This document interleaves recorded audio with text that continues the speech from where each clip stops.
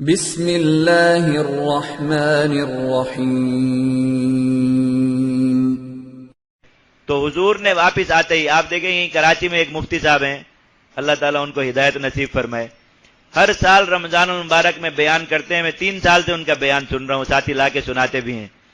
ایک بات بہت زور دے دے کے بیان کرتے ہیں اس میں، ہر سال کئی سال ہو گئے، اور بیان بھی عام رات میں نہیں ہوتا، رمضان المبارک کی 27ویں شب میں لیلۃ القدر میں بیان کرتے کہ اللہ کے نبی صلی اللہ علیہ وسلم نے بس حدیبیہ تک قتال کیا، اور حدیبیہ کے بعد بس اخلاق سے اور ان چیزوں سے دعوت ہوئی اور لوگ افواجن دین میں داخل ہوتے رہے۔ اکثر بڑے بڑے صحابہ کرام اور فاتحین حدیبیہ کے بعد مسلمان ہوئے، اس کے بعد قتال نہیں ہوا۔ یہ اتنی بڑی جہالت کی بات ہے کہ اسلام کی تاریخ کو تھوڑا سا پڑھا ہوا، نبی کریم صلی اللہ علیہ وسلم کی سیرت کو تھوڑا سا پڑھا ہوا کوئی شخص بھی یہ بات نہیں کر سکتا چہ جائے کہ ایک عالم دین اور مفتی کرے، لیکن مسلسل کرتے ہیں کہ شاید اس وجہ سے لوگوں کو جہاد سے روکنے میں کامیابی ہو جائے کہ حضور نے حدیبیہ کے بعد جہاد نہیں کیا تھا۔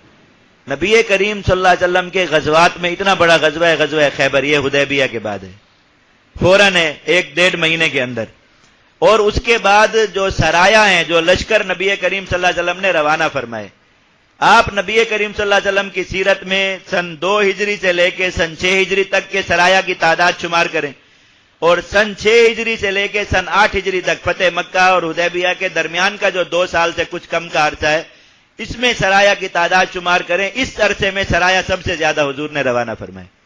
اس لیے کہ جو بڑا دشمن تھا جس کی وجہ سے سارے چھوٹے چھوٹے دشمنوں کو طاقت تھی، وہ اس کے ہاتھ بند گئے،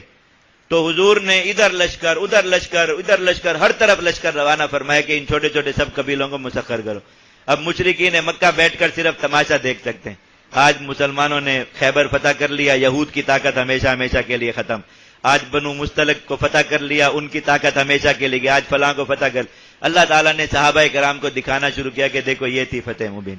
ورنہ مشرکین کی طاقت باقی رہتی، تم ان چھوٹی چھوٹی قوموں سے بھی نہیں لڑ سکتے تھے، کیونکہ ہر کسی کی مدد کے لیے وہ آ جاتے تھے مکہ والے۔ اب یہ نہتے ہو گئے، تو اب اس سارے عرصے میں یعنی فتح مکہ اور حدیبیہ کے درمیان صرف 18-19 مہینے کا وقت ہے، 2 سال بھی پورے نہیں ہیں۔ مشرکین مکہ کے علاوہ کوئی بھی دشمن باقی نہیں رہا تھا، سب دشمن مسلمانوں نے زیر کر لیے اس عرصے میں، اتنے زیادہ سرایا ہوئے۔ تو بس مسلمانوں میں ایک جہالت کی بات کوئی بھی کر دے تو مسلمان بازو کے پیچھے کے حدیبیہ کے بعد بس اخلاق سے وہ شروع ہو گئی تھی۔ نعوذ باللہ، ایک تو یہ بات کہتے ہوئے مسلمان کی زبان جل جانی چاہیے کہ حضور کی کسی وقت میں ایسی بھی دعوت تھی جو اخلاق پر نہیں تھی مبنی، نعوذ باللہ من ذالک۔ یہ کہنا کہ بس حدیبیہ کے بعد صرف اخلاق سے دعوت ہو رہی، پہلے حضور کے اخلاق نہیں تھے۔ نعوذ، حضور کی زندگی کا کون سا لمحہ ہے جو اخلاق نہیں ہے؟ اخلاق تو ہے ہی حضور کے اعمال۔ اور حضور نے جہاد کے بارے میں فرمایا والجہاد خلقی، حضرت علی رضی اللہ عنہ کی روایت ہے کہ میرا اخلاق جہاد ہے، اور آپ جہاد اور اخلاق کو الگ الگ کر کے بیان کرتے کہ حدیبیہ سے پہلے جہاد ہو رہا تھا اور حدیبیہ کے بعد اخلاق شروع ہو گئے تو لوگ زیادہ مسلمانوں نے شروع ہو گئے، نعوذ باللہ من ذالک۔